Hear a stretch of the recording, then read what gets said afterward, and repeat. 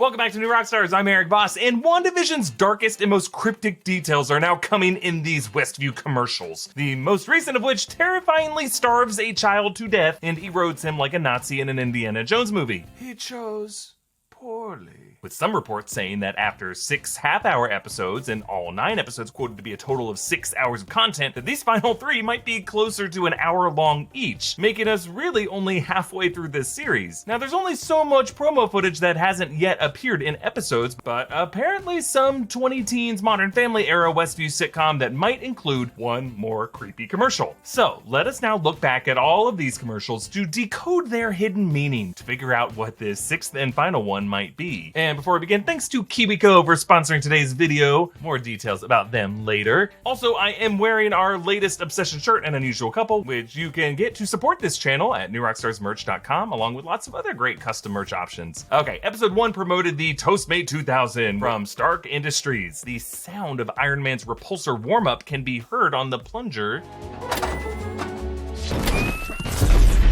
And then it beeps an ominous red light, seemingly forever.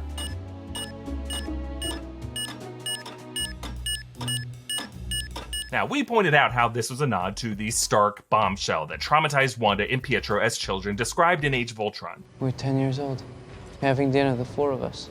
And the first shell hits 2 floors below, it makes a hole in the floor. But it doesn't go off. And on the side of the shell, it's painted one word: Stark. By the way, the actor in these commercials is Ithmar Enriquez, an old buddy of mine from LA's improv community who did not confirm much to me, except that the seemingly upside down 666 on the toaster was as expected, since editor HYDRA John's mom has this same toaster, not a real Easter egg. Did you see any of this stuff while you were on set that day? Did any of this stand out to you? I mean, I saw a clock.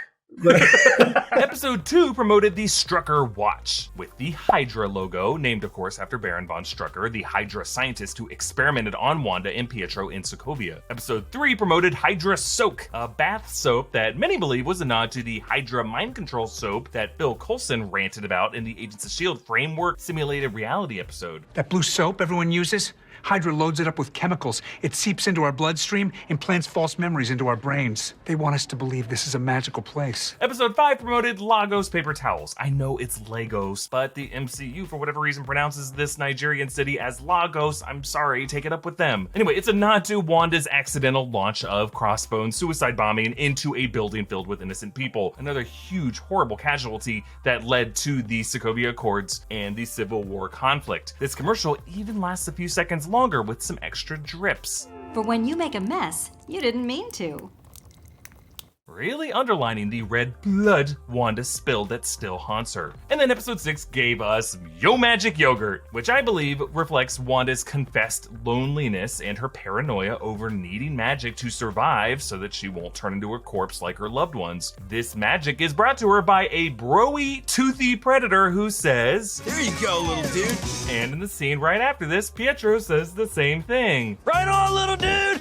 Chip off the old Maximoff block. You got super speed." Clearly, all of these things are important to Wanda's past, but as fans have started to look more into these, some interesting theories have begun to gain steam. One theory suggests that the recurring commercial man and commercial woman are Wanda and Pietro's parents, and as stoked as I would be for Ithmar to be an adventure daddy, I don't think that's gonna be the case. Now, another theory is that each of these commercials represent one of the 6 Infinity Stones. This was posted recently on Reddit, but I know some people were tweeting this at me weeks before after episode 3 dropped, so forgive me, I don't really know who first started saying this, but the idea is that the Stark toaster represents the Mind Stone, I guess because the toaster kind of looks like Vision's robot face, and that blinking light is the Mind Stone in his forehead. Strucker Watch for the Time Stone. HYDRA Soak for the Space Stone because it's a blue cube like the Tesseract. Lagos Paper Towels for the Reality Stone because that red spilling liquid is kind of like the ether. And now they're saying the YoMagic yogurt is like the Soul Stone because I guess it's closer to that leftover one than the Power Stone is. Yeah, don't get me wrong, I love shit like this, but like many Infinity Stone parallels observers have derived from past MCU moments, there is a difference between intentional Easter eggs that the creators of this stuff implied and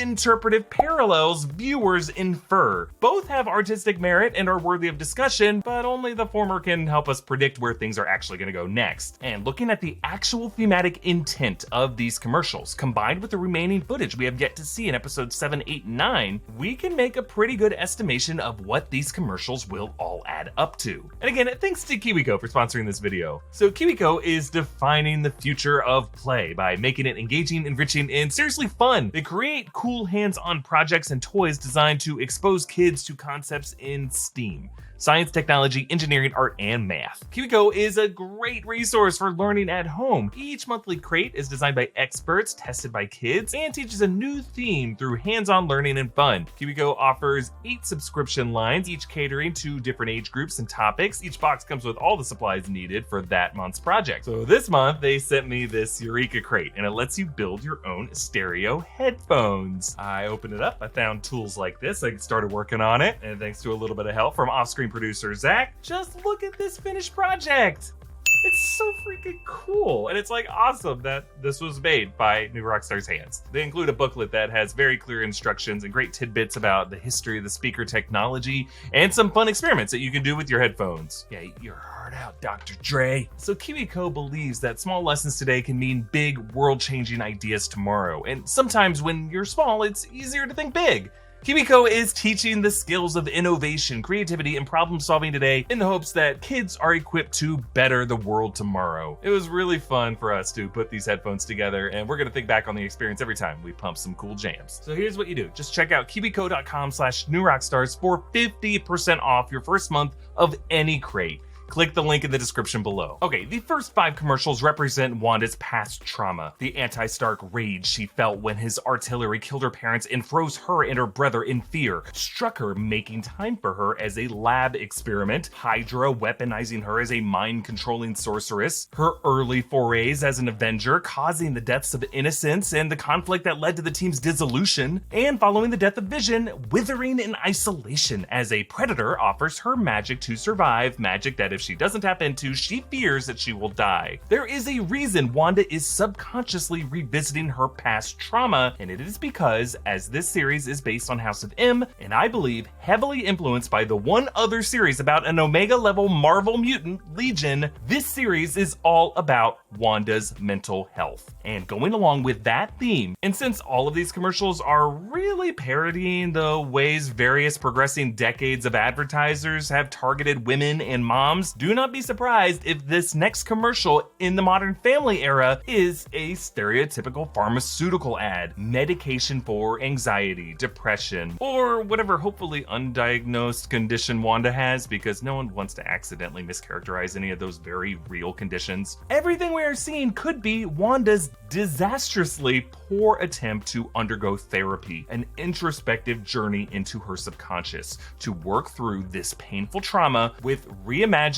perfect sitcom lives that never ever bring up the real history of her pain. When it does, she just edits past it. And because Wanda is a sorceress, all of this projects outward as a kind of hex that traps all the nearby people inside the spell. And I still think she must have been led into this by a guide, one with ulterior motives, and based on her weirdness last episode, I'm gonna guess it's Agnes, aka the witch Agatha Harkness. We're actually gonna go into what we think Agatha's secret plan is on tomorrow's episode of Rogue Theory. Be sure to check it out. And you can continue this nerdy conversation on New Rockstars' official Discord server by becoming a patron at patreon.com/newrockstars. Follow me at Erik Voss, follow New Rockstars, subscribe to New Rockstars for all of your WandaVision questions. Thank you for watching. Boom.